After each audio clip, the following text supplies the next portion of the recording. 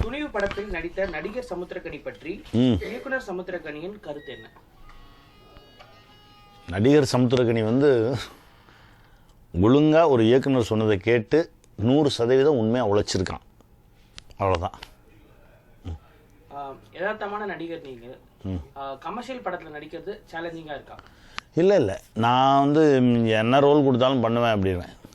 நாங்கள் கிளம்பி போனோம்னா அந்த இயக்குனர் என்ன சொல்கிறாங்களோ அதை ரொம்ப சரியாக செய்யணும்னு நினைக்கிறவன். அதை 100% உண்மையாக அந்த கேரக்டருக்கு இருந்துடணும் அப்படின்னு நினைக்கிறவன்.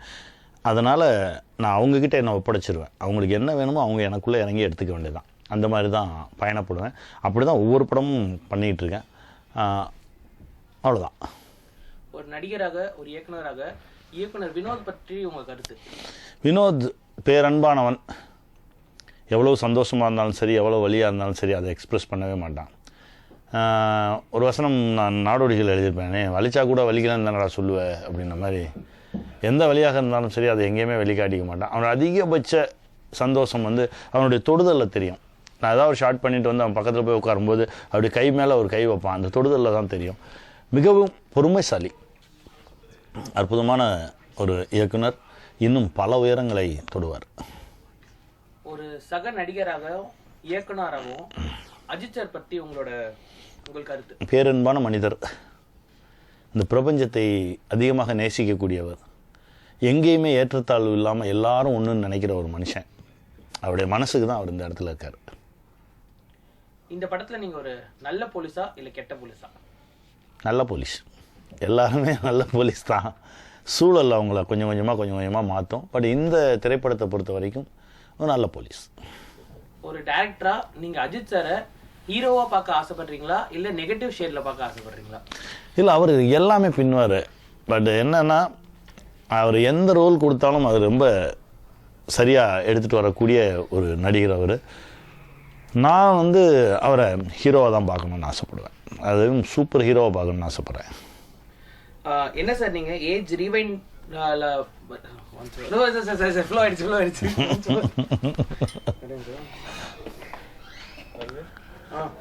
விடேண்டா, அவன் தான் ஏதோ படிச்சுக்கிட்டு இருக்கேன். இந்த முடிய போகுது 3 நிமிஷத்தில். போ, நான் அவனை முடிச்சு நான் அனுப்பிச்சிடுறேன் வெளியே. ஓகே சார், உங்களை பார்க்கும்போது எப்பவுமே ஏஜ் ரீவைண்ட்ல போற மாதிரியே இருக்கும். உன்னை சரணடைந்து இருந்த சமுத்திரக்கனி சாருக்கும் இன்னைக்கு துணிவுல இருக்க சமுத்திரக்கனி சாருக்கும் கெரியர் குரோத்தா ஒரு பெரிய குரோத். ஆனா தோற்றம் அப்படியே தானே இருக்கு. ரொம்ப சந்தோஷம், ரொம்ப சந்தோஷம். அது என்னன்னா, முடிஞ்ச வரைக்கும் நம்மளை நாம் கொஞ்சம் கட்டுப்பாட்டுக்குள்ளே வச்சுக்கிறது தான் அப்படின்னு நினைக்கிறேன். நிறையா டயட், நிறைய மாற்றங்கள் நடந்தால் கூட உள்ளவியல் ரீதியாக மாற்றங்கள் இல்லாமல் நம்ம பாதுகாத்துக்கிறது தான் இந்த விஷயம்னு நினைக்கிறேன். பட் எத்தனையோ கெரியரில் மாற்றங்கள் வந்திருந்தால் கூட நான் மன ரீதியாக அப்படியே தான் இருக்கேன். உன்னை சார்ந்த எப்படி இருந்தனோ அதே மன ரீதியாக அந்த மாதிரி தான் இருக்கேன். கொஞ்சம் பொறுமை இப்போ அதிகமாக இருக்குது. துணிவு வெறும் ஒரு ஆக்ஷன் படமா? இல்லை, கம்ப்ளீட் ஃபேமிலி என்டர்டெய்னர். குடும்பத்தில் இருக்கவங்க குழந்தையோடு கூட்டிகிட்டு போய் ஒவ்வொருத்தரும் பார்க்க வேண்டிய ஒரு திரைப்படம். அதுவும் குறிப்பாக குடும்பத்தில் இருக்கக்கூடிய பெண்கள் பார்க்க வேண்டிய திரைப்படம். என்னென்னா, பணம் அப்படின்ற ஒரு விஷயத்தை, நம்ம குடும்பம் எப்படி இருக்கணும், நம்ம குடும்பத்தோட எதிர்கால திட்டம் என்னென்னு ஒவ்வொரு பெண்ணும் நம்ம என்ன சம்பாதிக்கிறோம், வீட்டுக்காரர் என்ன சம்பாதிக்கிறாரு, பிள்ளைங்க என்ன சம்பாதிக்குது, இதை வச்சு என்ன பண்ணலான்னு வீட்டில் இருக்கக்கூடிய ஒவ்வொரு பெண்களுமே ஒரு நாளைக்கு 1000 முறை யோசிப்பீங்க. அதே மாதிரி தான் ஆண்களும். பணத்தை பற்றி யோசிக்காதவர்கள் யாருமே கிடையாது. அவர்கள் எல்லோரும் இந்த திரைப்படத்தை பார்க்கணும். பார்த்து முடித்ததுக்கு பிறகு உங்களுடைய கேள்விகளுக்கெல்லாம் ஒரு அழகான ஒரு விடை கிடைக்கும். உளவியல் ரீதியாக உங்களுக்குள்ள ஒரு சின்ன மாற்றம் ஒன்று வரும். அதே மாதிரி தியேட்டர் அப்படி திருவிழா கோலமாக இருக்கும். அதிரடியான ஒரு திரைப்படம். இதில் அழகான எமோஷனல் கண்டென்ட் இருக்குது, நல்ல சென்டிமெண்ட்ஸ் இருக்குது, நல்ல சாங் இருக்குது. எல்லாமே கலந்த ஒரு கம்ப்ளீட் ஃபேமிலி என்டர்டெய்னர் தான் துணிவு. நாங்கள் ட்ரெய்லர் பார்த்த வரைக்கும் அஜித் சார் ஒரு நெகட்டிவ் ஷேடு மாதிரி தெரியுது. அண்ட் நீங்கள் ஒரு போலீஸ். உங்கள் 2 பேருக்கும் ஆக்ஷன் சீக்வன்ஸ் இருக்கா சார்? இல்லை, எங்கள் 2 பேருக்கு ஆக்ஷன் சீக்வன்ஸ் இல்லை. பேர் அன்பு தான் இருக்குது எங்கள் 2 பேருக்கு இடையில. கடைசி கேள்வி சார், படத்தில் அஜித் சாரோட பேர் என்ன? அதை நானும் தேடிட்டே இருக்கேன். ஏன்னா நடித்த வரைக்கும் நான் அவர் பேரை சொல்லி கூப்பிடல. அதனால் உங்களோடு சேர்ந்து நானும் முழு படமும் பார்த்து அந்த பேரை கண்டுபிடிச்சலாம், அவரோட பேரை அப்படின்ற ஒரு ஆவலோடு தான் காத்துட்ருக்கேன். உங்களோட சேர்ந்து நானும் தேடுறேன். வாழ்த்துக்கள், வெல்வோம். வா. துணிவு படத்தில் எது துணிவு, என்ன துணிவு? துணிவு வந்து அஜித் சாரோட கேரக்டர். அந்த கேரக்டருக்கு தான் வந்து அந்த நோ கட்ஸ் நோ க்ளோரின்ற டேக் வந்து வச்சுருக்கோம். எதற்கு துணிவு, என்ன துணிவுன்றது தான் படத்தோட கதை. என்ன எதுக்கு துணிவு வேணும் அப்படின்ற மாதிரியான விஷயங்களோட ஒரு அண்டர்லைனாக அது இருக்கும் கதையில், ஒரு சின்ன விஷயமா அது இருக்கும். ஸோ அதுதான் துணிவு. பண மதிப்பீடு பற்றிய படமா? பணத்தை மதிப்பீடு பண்ணுற படம் இல்லை, அது சீரியஸான படம் இல்லை. இது ஒரு எல்லா மேட்டரையுமே சுவாரஸ்யமாக ஜாலியாக சொல்ல ட்ரை பண்ணியிருக்கோம். அதில் பணத்தை கையாளுறத ஒரு பார்ட்டாக வருது. தொடர்ந்து 3 படங்கள் ஒரே நாயகனுடன் ஒரு இயக்குனர் பயணிப்பது ஆரோக்கியமா? உங்கள் கருத்து என்ன? இல்லைவா, அது ஆரோக்கியமாக இல்லையான்றதை பற்றி யோசிக்க தேவையில்லை. அந்த படம் வந்து அந்த டீமில் வேலை செய்கிறவங்களுக்கு கம்ஃபர்ட்டாக இருக்கா, அவங்க நல்ல விஷயங்கள் செய்கிறாங்களா அப்படின்னா, இப்போ நானும் அஜித் சார் வந்து நேர்கொண்ட பார்வை படம் பண்ணோம். அது ரொம்ப முக்கியமான படம்னு நானும் நினைக்கிறோம், அவரும் நினைக்கிறாங்க, படம் பார்த்து நிறைய பேரும் நினைக்கிறாங்க. வலிமையிலையும் அதே மாதிரி சோஷியலி ரொம்ப இன்டென்ஷனலி குட் ஃபிலிமாக பண்ணோம். அதே மாதிரி துணிவும் வந்து ஒரு சுவாரஸ்யமான படமாக, இந்த 2 படங்கள்லேருந்து கற்றுக்கிட்ட சில விஷயங்களை வச்சுக்கிட்டு இன்னும் பெட்டரான ஒரு சுவாரஸ்யமான படமாக பண்ணியிருக்கோம். நீங்கள் உங்கள் கதையை படமாக்கும் முன் யாருடனாவது விவாதிப்பது உண்டா? குறிப்பாக அந்த துறை சார்ந்த வல்லுநர்களுடன் விவாதங்கள் நடத்தியதுண்டா? இதுக்கு முன்னாடி என்னோடய ப்ராசஸ் வந்து நான் ஸ்கிரிப்ட் எழுதுவேன், அதை ஃப்ரெண்ட்ஸ் படிப்பாங்க, அவங்களோட கருத்துக்கள் சொல்லுவாங்க, அதுக்கப்புறம் அப்படியே அது படமாக மாறும். அப்புறம் டீமில் இருக்கிற ப்ரொடியூசர்ஸு மற்ற டெக்னீஷியன்ஸ் எல்லாம் கமெண்ட்ஸ் சொல்லுவாங்க, அதை வச்சுட்டு இம்ப்ரைஸ் பண்ணி பண்ணுவோம். இந்த படத்துக்கு மட்டும் ஸ்ரீனிவாசன் வெங்கட்னு 2 பேரோட டிஸ்கஷன் பண்ணியிருக்கேன் நான். அஜித் சார் ஒரு நடிகராக மட்டுமே அவர் உங்களை எப்படி அணுகுவார், படப்பிடிப்பு தலங்களில் எப்படி நடந்து கொள்வார் என்கிற கருத்து? இல்லை, அவர் பொதுவாக ஒரு ஸ்டாரு, ஒரு ஆக்டர் மாதிரியே நடந்துக்க மாட்டார். அவர் ரொம்ப காமன் மேன் மாதிரி, ரொம்ப எல்லாருக்கும் கம்ஃபர்ட் கொடுப்பாரு. ஸோ நம்ம படத்தில் ஸ்பாட்டுக்குள்ளே போகும்போது வந்து அவரை வந்து ரொம்ப நம்ம பக்கத்து விட்ட ஆள் மாதிரியோ அல்லது ரொம்ப யூனிட்டில் ஒன் ஆஃப் த ஆள் மாதிரியோ தான் அவர் இருப்பார். நடிகர் இயக்குனர் உங்களுடைய அந்த ரிலேஷன்ஷிப்? நடிகர் இயக்குனர் ரிலேஷன்ஷிப்னா அது வந்து ரொம்ப கம்ஃபர்டான ரிலேஷன்ஷிப் தான். நான் அவர் என்ன சொல்கிறாரோ, அவர் ஏதாவது ஒரு விஷயம் சொன்னார்னா அதில் ஏதாவது ஒரு முக்கியமான விஷயம் இருக்கும்னு நான் நம்புவேன். நான் ஏதாவது ஒரு விஷயம் சொன்னால் அதில் ஒரு முக்கியமான விஷயம் இருக்கும், வேல்யூபிளான விஷயம் இருக்கும்னு அவர் நம்புவார். ஸோ மியூச்சுவல் டிஸ்கஷன்ஸ் வந்து ரொம்ப ஆரோக்கியமாக ஹெல்த்தியாக இருக்கும். அதுவும் மோஸ்ட் ஆஃப் த டைம் வந்து படத்தை பற்றினதாக இருக்கும். சினிமாவில் அரசியல், அரசியலில் சினிமா, உங்கள் ஒப்பீனியன் என்ன? அதான் தனிப்பட்ட தாக்குதல்கள் இல்லாமல் இருக்கணும் எதுவாக இருந்தாலும் அப்படின்றது தான். அது அதே மாதிரி வந்து இந்த ஜென்ரலைஸ் பண்ணக்கூடாது ஒரு விஷயத்த, ஒரு துறையே ஜென்ரலைஸ் பண்ணக்கூடாது. அந்த துறையில் ஒருத்தன் தப்பு பண்ணால் அந்த துறையில் இருக்கிற எல்லாரையும் வந்து தப்புன்னு சொல்லக்கூடாது. ஒரு போலீஸ்காரரை தப்பு பண்ணால் போலீஸ் டிபார்ட்மெண்ட்டே சரியில்லை, பொலிட்டிஷியன் தப்பு பண்ணால் பாலிடிக்ஸே சரியில்லைன்னு சொல்லும்போது அந்த துறைக்கு வர வேண்டிய ஆட்களும் அதை இன்ஸ்பயர் ஆகி வரணும்ல. ஒரு பாலிடிக்ஸே சரியில்லை, சாக்கடைன்னு சொல்லிட்டு இருந்தால் அதுக்கு எவனுமே வரமாட்டான்ல. அது மாதிரி அது இன்னும் சாக்கடையாக தான் மாறிட்டு இருக்கும்ல. ஸோ அதனால் வந்து அதை ஜென்ரலைஸ் பண்ண வேணான்னு சொல்லுவார். இந்த படத்தில் ஏகப்பட்ட யூடியூப் பிரபலங்கள், இது எதேச்சையாக நடந்ததா இல்லை ஏதேனும் ஒரு யுக்தியா இல்லை. இப்போ நமக்கு ரொம்ப ஷார்ட் டைமில் வரும்போது அவங்க வந்து ரெஜிஸ்டர் ஆகணும்ல, அதனால வந்து ஃபெமிலியர் ஃபேஸாக இருந்தால் பெட்டர்னு நினச்சி காசு பண்ணும். சமூக பிரச்சனை சார்ந்த படங்களை தொடர்ந்து இயக்குவதன் மூலம் உங்கள் கண்ணோட்டம் புரிகிறது. இது அடுத்தடுத்த படங்களில் இன்னமும் தீவிரமாகுமா இல்லையான்றது வந்து எனக்கு கிடைக்கிற ஸ்பேஸை பொறுத்து தான். நான் என்கிட்ட வர படங்கள் ப்ராஜெக்ட்ஸ் வந்து எப்படி வருதுன்றதை பொறுத்து தான் அது தெரியும். பேன் இண்டியன் ஃபிலிம் அப்படிங்கிற அந்த இது உண்மையா? பேன் இண்டியன் ஃபிலிம் அதான், சில படங்கள் இந்தியா முழுக்க வெளியிடணும்னு திட்டமிட்டு எடுக்கப்படுது. சில படங்கள் வெளியான பிறகு அது பேன் இண்டியன் படமாக மாறுது. ஸோ அது வந்து ப்ராஜெக்டோட சைஸை பொறுத்து பேசுகிறாங்கன்னு நினைக்கிறேன். ப்ராஜெக்டோட சைஸும் கண்டென்ட்டும் பொறுத்து இது எல்லா ஊர்லேயும் ரிலீஸ் ஆகும், எல்லா ஊர்லேயும் ரிலீஸ் ஆனால் ஓடும்னு நம்பி பண்ணுறாங்கன்னு நினைக்கிறேன். பட் பேன் இண்டியாவில் ரிலீஸ் பண்ணோன்னே ஒரு கண்டென்ட் ரைஸ் பண்ண தேவையில்லைன்னு நினைக்கிறேன். அந்த கண்டென்ட்டுக்கு அந்த வேல்யூ இருந்தால் அதை பேன் இண்டியன் படமாக மாற்றலாம். உங்கள் படத்தினுடைய ஹீரோக்கள் எல்லோருமே பிளாக் இல்லைன்னா ஒயிட், கான்மேன் இல்லைன்னா காப்ஸ், இந்த மாதிரி இருக்காங்க. கிரேல படம் பண்ற நோக்கம், அந்த ஐடியா இல்லையா? அந்த ஐடியா இருக்கு, பட் அது வந்து ரொம்ப எட்ஜி ரைட்டிங், ரொம்ப வந்து கவனமாக எழுத வேண்டிய ஏரியா அது. நான் இன்னும் அந்த மாதிரியான ஒரு ஸ்பேஸ் இன்னும் கிடைக்கல. ஃபியூச்சரில் ட்ரை பண்ணலான் இருக்கேன் நான். எதிர்காலத்தில் ஃபேண்டசி படம், காமெடி படம் பண்ற ஐடியா ஏதாவது இருக்கா? இல்லை, அந்த ஏரியாவில் எனக்கு சுத்தமாக கிளாரிட்டி இல்லை. ஒரே ரிலீஸ் டேட் போட்டி, அது பற்றி அதான் இதை பெருசாக இதை போட்டியாக பார்க்காம இது வந்து ஒரு ஆரோக்கியமான ஒரு விஷயமா அதை மாற்றுறது வந்து ஃபேன்ஸ் கிட்ட தான் இருக்குது. ஸோ 2 படம் ரிலீஸ் ஆகுது. பொங்கலுக்கு நிறைய நாள் லீவ் இருக்குது. 2 படமுமே பார்க்க முடியும்னு நினைக்கிறேன் நான். யாராருக்கெல்லாம் பணம் இருக்கோ அவங்கள 2 படம் பார்க்கலாம். கம்மியாக இருக்கிறவங்க செலக்ட் பண்ணி ஒரு படம் பார்க்கலாம்னு நினைக்கிறேன். ஓகே, அஜித் சாருடைய பேர் இந்த படத்தில் என்ன?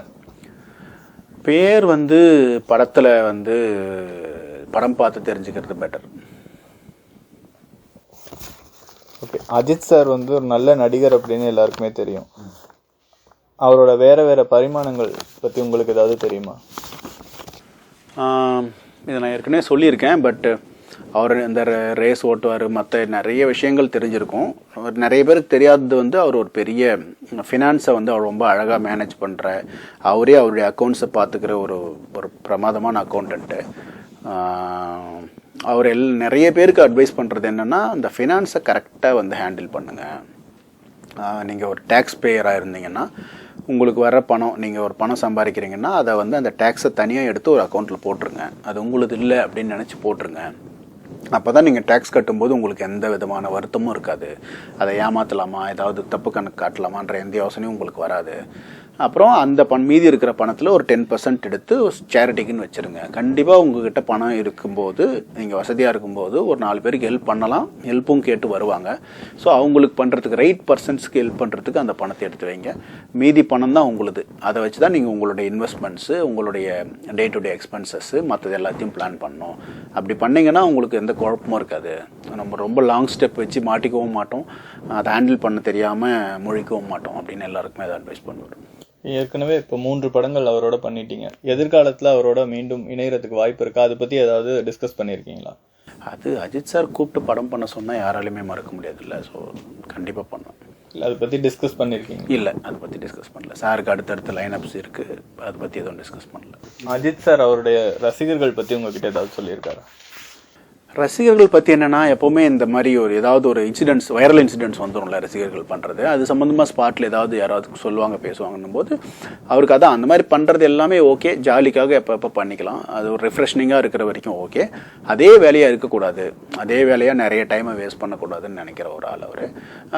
படம் ரிலீஸ் ஆகும்போது அந்த படத்தை போய் பார்க்குறது, கொண்டாடுறது, உங்களுக்கு அதுலேருந்து உங்களை இன்ஸ்பயர் பண்ண ஒரு ஹீரோ, உங்களை வந்து ரொம்ப கனெக்டான ஒரு ஹீரோ படத்தை வந்து நீங்கள் கொண்டாடுறதுல ஒன்றும் தப்பு இல்லை. அதன் வழியாக உங்களுக்கு ஒரு சந்தோஷம் கிடைக்குது, மற்ற விஷயங்கள் வேறு ஏதோ கிடைக்குது அப்படின்னாலும் ஓகே. பட் அதையே வேலையாக வச்சுருக்கக்கூடாது, அதை வச்சுக்கிட்டு வேறு யாரையாவது வந்து திட்டக்கூடாது. அதனால் உங்கள் சினிமா வந்து பார்ட் ஆஃப் த லைஃப், அதுவே லைஃப் கிடையாது. ஸோ உங்கள் லைஃப்பை பாருங்கள், உங்கள் ஃபேமிலியை பாருங்கன்றது தான் அவருடைய ஐடியா வரும். அஜித் சாரோட பேங்க்ல வர்ற நடனம் எல்லாம் வந்து பெரிய ஹையா இருக்கும்னு நீங்க சொல்லியிருக்கீங்க. அந்த ஐடியா எப்படி உருவானுச்சு? இப்போ அது பார்ட் ஆஃப் த ரைட்டிங் இல்லை. ஸோ அந்த இடத்துல அப்படி ஒன்று தேவைப்பட்டுச்சு, அதனால் அப்படி எழுதியிருக்கோம். ஃபேன்ஸு ஃபேமிலிஸ்ன்னு எதுவும் பிரிக்க தேவையில்லை. எல்லாருக்கும் ஓவராலாக ஹோல்சம்மாக ஒரு என்டர்டெய்னாக இருக்கும், ஜாலியாக இருக்கும். ஒரு இன்டென்ஸான விஷயம் கூட ஜாலியாக சொல்ல ட்ரை பண்ணியிருக்கோம். Hi, I'm Boney Kapoor. Zee Studios and me have produced this film Thunivu, releasing on the 11th in Tamil Nadu and across different states and in overseas too. I hope you all go to the theatres to watch the film, enjoy the film, as we've enjoyed making the film. How can I say? I can't distinguish between my films. See, it's like asking a father which son is your favorite or which child is your favorite.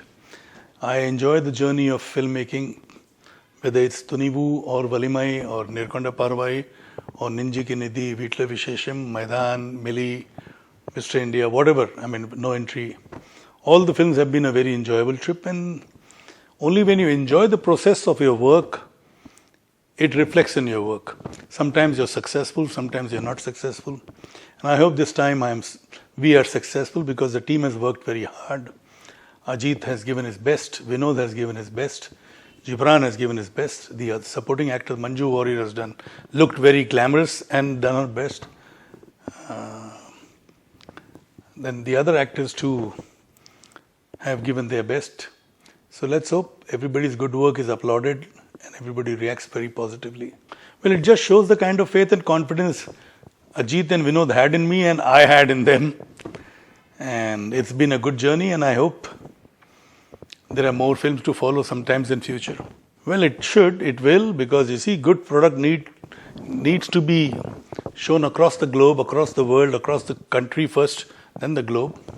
In fact, my film No Entry was a remake of a Tamil film, Charlie Chaplin, and I remember there were inquiries from other countries also to acquire the rights from me. So it's something which there should not be any taboos. There's nothing wrong in remaking. Even, Hollywood also remakes films. In fact, 10 Commandments was made a couple of times by the same director. Banner was, there are so many instances. So many films which have been made earlier than remade. And sometimes a Japanese, like Seven Samurai was made into Magnificent Seven. So there are so many French films have been made into English. So many Spanish films have been made into. Korean films today are very popular. They are made into several languages. So there's nothing wrong in remakes. Of course, the remake trend has slowed down a little because of the OTT. Because on OTT you get the various languages which the audience are able to consume. For instance, a Spanish film is dubbed in Hindi too, a Spanish film is dubbed in English too. So the audience across countries, they can consume it, they enjoy it, and they understand. There are so many television shows. Like there is one television show from Turkey, Etragul, which has about 560 episodes, and I've seen all the 560 episodes, and that has been dubbed in several languages. It's about the rise of Ottoman Empire. Very interesting, very well shot. Similarly, there are so many other, like Money Heist has been dubbed in so many languages. Various shows have been dubbed. The Loudest Voice is something which I enjoyed. So, various shows, even Indian shows. I know I was shooting in Georgia for Mom, and I could see our Hindi serials shown in the local language. So, whether it's a remake or a dub, this trend will continue. Remake perhaps will slow down a little, but it will not die off. Like Drishyam was made originally in Malayalam, it was made in Telugu, and both the versions were released on OTT platform. Yet when it released in Hindi in theatres, it's still running and doing very well. It's done a business of over 240 crores, and the run continues. So that's a remake too, and it's a remake of a film which has been made originally in Malayalam, then in Telugu, now in Hindi, and I'm sure somebody will make it in Tamil too. Well, let's see. This is something which I'm undecided. It certainly will be dubbed in Hindi for the OTT platform and the satellite channels. Theatrically, I didn't want to, because I didn't want to rush into dubbing in the Hindi version. We are releasing the dub version in Telugu, but not in Hindi, theatrically. But on OTT and satellite, we'll have the dubbed version. Yes, why not? See, that way, actors will have a lot more exposure. Like Allu Arjun's film Pushpa has done well. Prabhas's film Bahubali 1, Bahubali 2 had done well. So today they are actors who are recognized all over. And then there is Junior NTR, who's RRR, and Ramcharan in RRR. Similarly, Ajay Devgan doing the RRR in the Telugu version, Alia Bhatt. And Alia Bhatt now doing a Hollywood film too, like Deepika has done, Priyanka has done.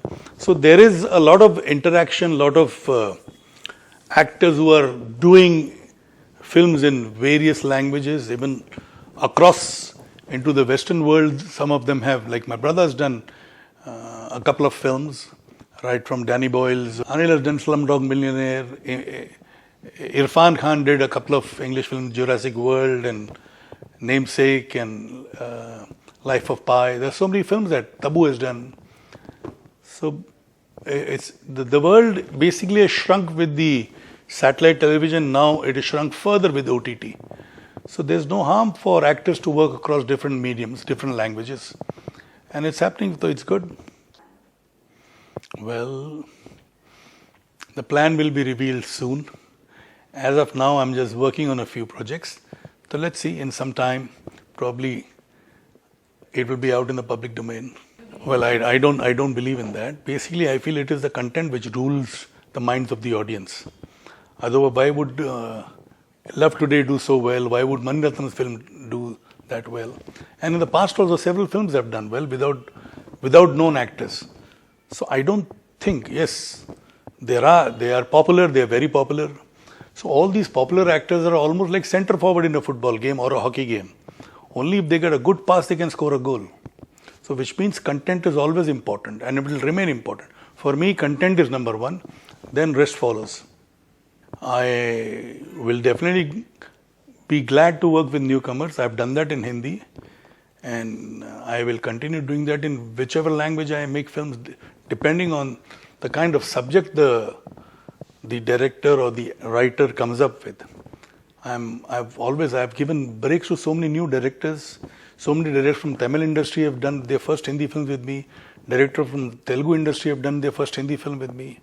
So, like Jiva did his first film with me. Prabhu Deva, first Hindi film he did with me. Bapu Garu did his first Hindi film with me. Agatyan did his first Hindi film with me. Surya did the only Hindi film with me. So there are many such instances. I don't even recall. Vamshi from Telugu did his Hindi film with me. They had never done any Hindi film before. So I don't really have a mindset that no, I will work only with this director or this actor, or I will only work with stars. I've done films with newcomers too, or upcoming actors too. And I will continue. That's something, the subject has got to appeal. For me, it is subject which matters the most. Sometimes I'm right, sometimes I go wrong.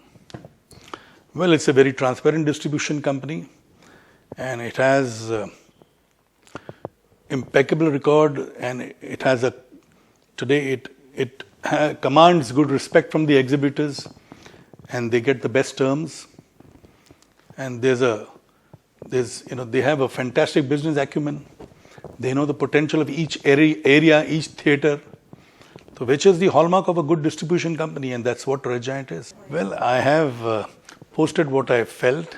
I've expressed myself in the best way I could. I can't be going to rooftops and shouting. I've expressed it on my post. It is for the audience to understand. I leave it to them to understand.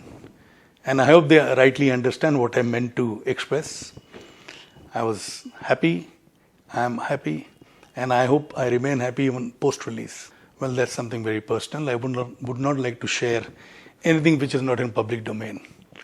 Our relationship is sacred and I want it to remain sacred. Well, I don't have any thoughts on it as of now. Let's see what holds in future, but definitely no biopic.